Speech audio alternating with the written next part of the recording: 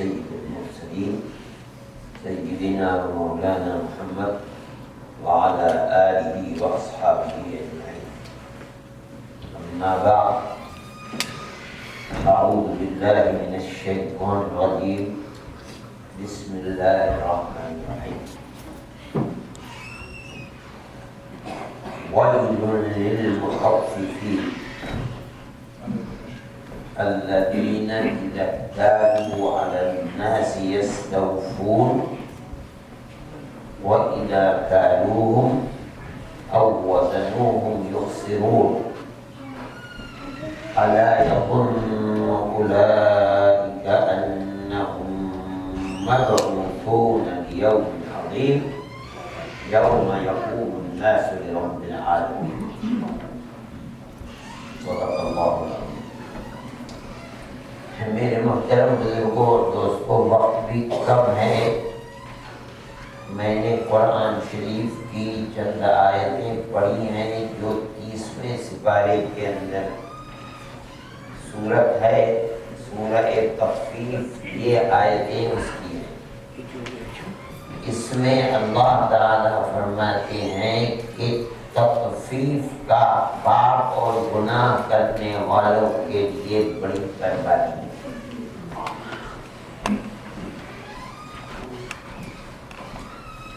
دوسرا مطلب حدیث میں آتا ہے، مفسرین کہتے ہیں کہ ویل جہنم میں ایک خاص جگہ ہے جس کا نام ویل ہے. اب ترجمہ اس کا ہوگا کہ تخفیف کا پاپ کرنے والے جہنم میں ویل جگہ پر رہیں گے. اس کا مطلب یہ ہے کہ عام گناہ گاروں کے ساتھ نہیں رہیں گے، شرابیوں کے ساتھ نہیں رہیں گے، تخفیف کا کام کرنے والے جواریوں کے ساتھ نہیں رہیں گے، تخفیف کا پاپ کرنے والے کالا منہ کرنے والوں کے ساتھ نہیں رہیں گے. یہ گناہ اتنا بڑا گناہ ہے کہ اس گناہ کا پاپی اس کے لیے اللہ نے ایک خاص جگہ بنائی ہے ویل. یہ وہاں عذاب کو بھگتے گا. تو سوال پیدا ہوتا ہے کہ یہ کون سا گناہ ہے؟ اتنا بڑا گناہ یہ کیا ہے جو شرابی، جواری، حرام کام کرنے والے جہاں عذاب بھگتیں گے یہ وہاں نہیں بلکہ خاص جگہ پر آتا. کیا ہے کیا؟ اللہ قرآن کے اندر بتاتا ہے کہ تخفیف کرنے والا پاکی ہے کون سا پاکی. اس لیے اگلی آیت کے اندر اس کو بتایا، الذین اذا اکتالوا علی الناس یستوفون واذا کالوہم او وزنوہم یخسرون. تخفیف کا پاپ کرنے والے وہ گناہ گار ہیں کہ جب اپنا سودا، اپنا حق لیتے ہیں کسی دوسرے سے یا دکاندار سے، تو جتنے کا مال خریدنا ہوتا ہے وہ جتنے پیسے دیتے ہیں ایک میٹر کے اندر سے 1 انچ چھوڑتے نہیں اور تول کر لیتے ہیں تو 1 گرام بھی کم نہیں ہونے دیتے. پورا کا پورا حق اپنا لے لیتے ہیں. یہاں تک تو کوئی بات نہیں تھی، لیکن قرآن کہتا ہے وَإِذَا كَالُوهُمْ أَوْ وَزَنُوهُمْ يُخْسِرُونَ. اپنی دکان پر لا کر جب دوسرے کو بیچتے ہیں اور دیتے ہیں تو اس کے اندر کٹوتی اور کمی کر دیتے ہیں. قرآن کہتا ہے کہ جو لوگ اپنا حق تو دوسری جگہ سے پورا پورا لے لیتے ہیں اور جب دوسروں کا حق اپنی دکان پر لا کر دیتے ہیں اور بیچتے ہیں تو 1 کلو کے اندر سے مثال کے طور پر 1 گرام آدھا گرام کم کرتے چلتے ہیں. یہ پاپی اتنا بڑا پاپی ہے کہ یہ عام پاپیوں کے ساتھ جہنم میں نہیں رہے گا. اللہ نے اس کے لیے ایک خاص جگہ جہنم میں بنائی ہے جس کو قرآن کہتا ہے وعید کے اندر. اب آپ دیکھیے کہ اتنے بڑے بڑے گناہگاروں کے ساتھ نہیں رہے گا یہ آدمی اور ایک خاص جگہ اور وشیش استھان پر رہے گا. یہ کیا بات ہے؟ دیکھیے دو چیزیں ہیں. ایک تو اللہ کا حق آدمی ادا نہیں کرتا، شراب پیتا ہے، جوا کھیلتا ہے، منہ کالا کرتا ہے، یہ سب اللہ کا حق ہے. اللہ تو ارحم الراحمین ہے. اور قیامت کے دن تو اس کی رحمت اتنی عام ہوگی کہ کبھی اس کی رحمت دنیا میں قیامت سے پہلے اتنی نہیں ہوگی. اپنے بندوں کے ساتھ معاملہ رحمت کا کرے گا. اللہ کا نبی فرماتا ہے کہ جب اللہ نے رحمت کو بنایا تو اس کے 100 ٹکڑے کیے، 99 ٹکڑے اپنے پاس رکھے رحمت کے، اور ایک ٹکڑا دنیا میں اتار دیا. اور دنیا میں جتنی مخلوق ہے، جانور ہے، انسان ہے، ماں ہے، باپ ہے، اولاد کے لیے رحمت، جہاں دنیا میں رحمت پائی جاتی ہے وہ ایک ٹکڑے کا کرشمہ ہے، اور 99 اللہ کے پاس ہے. اللہ کے نبی فرماتے ہیں کہ جب قیامت آئے گی اور دنیا ختم ہو جائے گی تو اب اس ایک ٹکڑے کا دنیا میں کیا کام رہا؟ اللہ اس کو بھی اٹھا لیں گے اور پھر 100 کے 100 پوری کی پوری رحمت کو ملا کر کے اپنے بندوں کے ساتھ معاملہ. اللہ کی رحمت قیامت کے دن بہت عام ہوگی.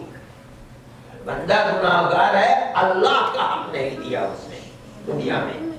اب ہو سکتا ہے کہ کوئی ایک عمل اس کا اتنا اللہ کو پسند آ جائے کہ زندگی بھر کے گناہوں کی بخشش کر دے، تو ارحم الراحمین ہے. لیکن دوسرا گناہ کہ انسان کا حق لے لے، انسان پر ظلم کرے، اللہ اس کو معاف نہیں کرے گا. آدمی حق لے یتیم کا، بیوہ کا، بھائی حق لے لے بہن کا، وراثت سے محروم کر دے اور اللہ سے گئے اللہ معاف کر دے، یہ اندھیر نگری نہیں ہے. اللہ کا نبی فرماتا ہے کہ ہر گناہ کی بخشش ہو سکتی ہے مگر اللہ تعالی بندے کے حق کو اللہ معاف نہیں کرے گا. اب دیکھیے اس آدمی نے ہر ایک کے مال میں سے، ہر ایک کے حق میں سے کمی کی. اور مان لیجیے اس کی دکان ہے اور روزانہ اس کی دکان کے اوپر 100 200 500 آدمی آتے ہیں، اور ہر ایک کے حق میں سے یہ 1 گرام آدھے گرام کی کمی کرتا ہے، اور 50 سال مان لیجیے اس کی دکان چلے. اب کتنی خلق خدا ہے 50,000 کی تعداد میں جس کا حق اس نے دنیا میں لیا ہے. قیامت کا دن ایسا دن ہے اور اللہ کی عدالت ایسی عدالت ہے کہ جہاں انسان نے اگر ایک رائی کے دانے کے برابر اچھا کام کیا ہے تو اس کے سامنے آئے گا، برا کام کیا ہے برا اس کے سامنے آئے گا. من يعمل مثقال ذرة خيرا يره ومن يعمل مثقال ذرة شرا يره. اب ایک خلق خدا اس کے پیچھے پیچھے چلے گی. اللہ ہمارا دلوائے، ہر آدمی کھڑا ہوا اے اللہ ہمارا دلوائیے، اے اللہ ہمارا دلوائیے. اب اس نے دنیا کے اندر مان لیجئے نمازیں پڑھتا تھا، روزے بھی رکھتا تھا، حج پہ حج بھی کیا کرتا تھا، عمرے پر عمرہ بھی کیا کرتا تھا، اور دکان پر لوگوں کا حق بھی مارا کرتا تھا. اب جن کا حق ہے وہاں تو روپیہ پیسہ سونا چاندی تو ہے نہیں، دنیا تو ختم ہو گئی. اس لیے ہر آدمی کوئی اس سے نماز میں سے ثواب میں سے لے کر بھاگے گا، کوئی اس کے روزوں میں سے لے کر کے بھاگے گا، کوئی حج میں سے لے کے بھاگے گا، کوئی صدقے میں سے لے کر کے بھاگے گا، لٹ جائے گا. اب اللہ کا نبی فرماتا ہے اگر پورا ہو گیا تو چلو چھٹی ملی، اگر پھر بھی رہ گیا اب ایک خلق خدا کا انجام، ہمیں تو کچھ ملے ہی نہیں، ہمارا آپ کہاں ہے؟ اور آپ کی عدالت ایسی عدالت ہے کہ اس میں کسی کو حق رہ نہیں سکتا. تو اللہ تعالیٰ فرماتے ہیں کہ اب یہ ہوگا کہ اچھا تو یہ جو گناہگار ہیں ان کے گناہوں کو لے کر کے اس کے سر پر تھوک دیا جائے گا، انہیں ہلکا کر دیا جائے گا. یہ وہ چیز ہے جس کو فرما رہے ہیں کہاں تک ادا کرے گا. اس لیے یہ عام پاپیوں کے ساتھ نہیں رہے گا جنہوں نے اللہ کا حق ادا نہیں. اللہ اپنے حق کو چھوڑ دے گا ارحم الراحمین ہے، لیکن بندے کے حق کو نہیں چھوڑے گا. یہ ایک چیز ہے قرآن جو کتاب ہے وہ بڑی مختصر کتاب ہے، لگتا تو ہے کہ اتنی بڑی کتاب ہے اور بچوں سے حفظ بھی کر لیتے ہیں، یہ بھی اللہ کی قدرت کا کرشمہ ہے، لیکن یہ کتاب پھر بھی مختصر ہے. وہ احکامات جو اسلام دیتا ہے ان کو دیکھا جائے تو بڑی مختصر ہے. دیکھیے مسئلہ یہاں ایک خریدنے اور بیچنے ہی کا نہیں ہے، مسئلہ یہ ہے کہ آدمی اپنا حق پورا لے رہا ہے، دوسرے کا حق ادا کرنے میں کمی کر رہا ہے. اللہ نے اپنی کتاب میں ایک مسئلے کو پیش کر کے سمجھا دیا کہ جو آدمی ایک ہاتھ سے اپنا حق لیتا ہے، مثال کے طریقے پر دکاندار دوسرے کا حق دینے میں کٹوتی کر لیتا ہے، یہ تطفیف کا باب ہے، یہ متفف ہے اور اس کی سزا ہے قیامت کے دن وہی. لیکن مسئلہ صرف خریدنے بیچنے کا نہیں، جہاں بھی جس چیز میں بھی آدمی اپنا حق لے رہا ہے پورا پورا، دوسرے کا حق ادا کرنے میں کمی کر رہا ہے، یہ تطفیف ہے اور کل قیامت کے دن سزا وہی ہے. مثال کے طریقے پر شوہر بیوی سے اپنا حق پورا لے رہا ہے زندگی میں اور بیوی کا حق ادا کرنے میں کمی کر رہا ہے، تطفیف ہے. اگر بیوی معاف نہیں کرے گی کل وہی ہے. بیوی اپنا حق شوہر سے پورا لے رہی ہے، شوہر کا حق ادا کرنے میں کمی کر رہی ہے. قرآن کہتا ہے تطفیف کا باب ہے، وہی کی مستحق ہے. ملازم اپنی تنخواہ مالک سے پوری لے رہا ہے، مالک کا حق ادا کرنے میں کمی کر رہا ہے، تطفیف کا باب ہے، قیامت کے دن وہی کا مستحق ہے. مالک ملازم سے اپنا حق پورا لے رہا ہے، کام کراتا ہے، اور جب ملازم کا حق دینے میں وہ کا وقت آتا ہے اس میں کمی کر لیتا ہے، وہی کا مستحق ہے. مسئلہ صرف کاروبار کا نہیں ہے، مسئلہ تو یہ ہے کہ آدمی اپنا حق پورا لے رہا ہے، دوسرے کے حق پر کٹوتی کر رہا ہے. اولاد نے ماں باپ سے اپنا حق پورا لے لیا، نہ لیتا تو زندہ لیتا. ماں نے جنم دیا، ماں نے چھاتی سے دودھ پلایا، نہ پلاتی مر جاتا. ماں باپ نے اپنے گود میں پالا، پوسا، پڑھایا، لکھایا، بڑا ہو گیا، شادی کر دی. اس کے بعد ماں باپ بوڑھے دروازہ ڈھو کر کھا رہے پھر رات، اس نے اپنا حق پورا کر دیا. اور ماں باپ کا حق ادا کرنے کے اندر کمی کمی متفف ہے، تطفیف کا باب ہے. اگر ماں باپ معاف نہیں کریں گے تو کل وہی کا مستحق ہوگا. مسئلہ ایک خرید و فروخت کا نہیں ہے. آدمی جہاں اپنا حق پورا لے رہا ہے اور دوسرے کا حق ادا کرنے میں کمی کر رہا ہے وہی کا مستحق. یہ معاف نہیں ہوتا. ہاں اگر جس کا حق تھا وہی معاف کر دے تو معاف ہو جائے. جو دنیا میں حق کا مالک ہے ماں باپ معاف کر دے, شوہر بیوی کا حق معاف کر دے, بیوی شوہر کا حق معاف کر دے, ملازم اپنے مالک کے حق کو معاف کر دے, مالک ملازم کے حق کو معاف ہو سکتا ہے. اور اگر معاف نہیں کیا اور موت آ گئی تو وہ جو قرآن کی آیت ہے وہ اپنی جگہ کے اوپر مستحکم ہے. کب قیامت کے دن اس سے سوال ہوگا کیا ہوا. نبی کریم علیہ السلام فرماتے ہیں کہ جو مظلوم ہے جس کا حق دیا نہیں تھا دنیا میں اور اپنا حق لے لیا تھا, یہ گردن پکڑ کر اللہ کے دربار میں لائے گا اور کہے گا کہ اے العالمین سے میرا حق نہیں کیا. اللہ فرمائیں کہ عد الامانہ, اس کا حق دے.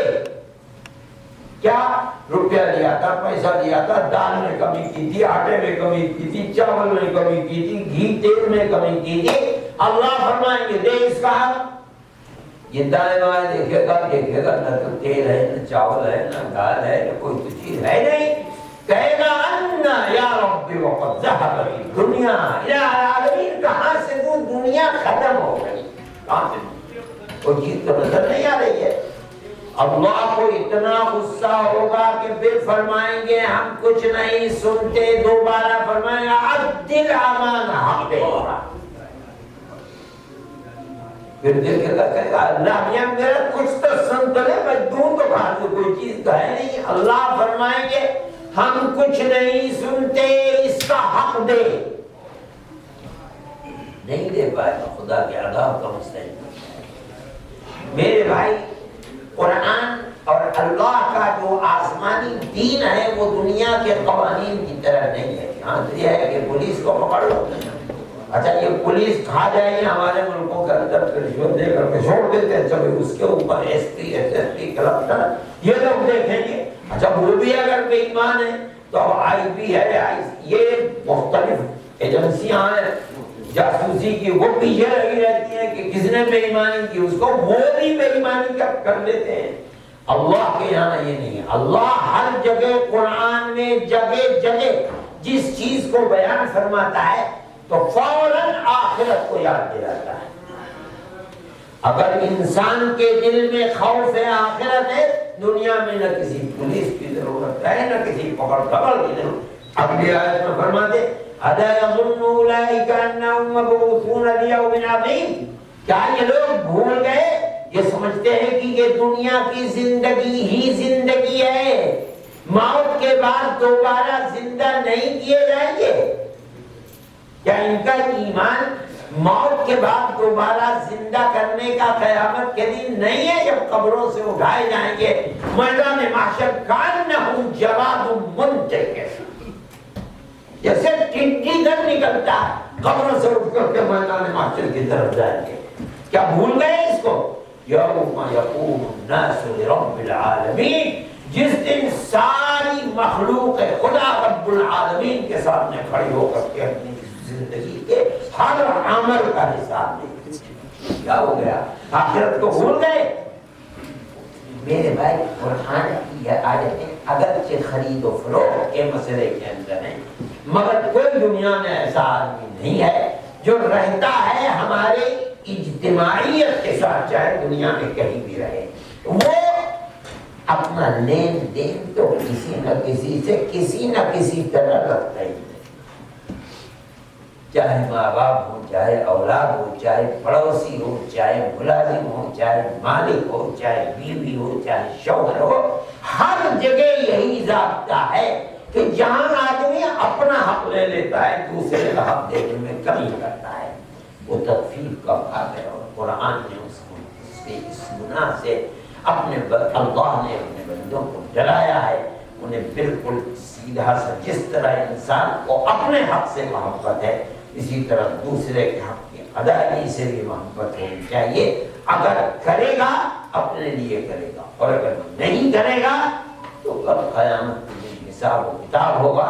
اللہ کی عدالت ایسی عدالت نہیں ہے جس کے اندر کوئی چیز چھپ جائے گا. دنیا کی عدالتوں میں تو صبح سے شام تک چلتا ہے، آدمی گناہ کرتا ہے اور چم چم دھلے ہوئے کپڑے پہن کر کے صبح کو نکلتا ہے، جسے کوئی گناہ جائے نہیں. اللہ کی عدالت میں کوئی چیز چھپے گی نہیں.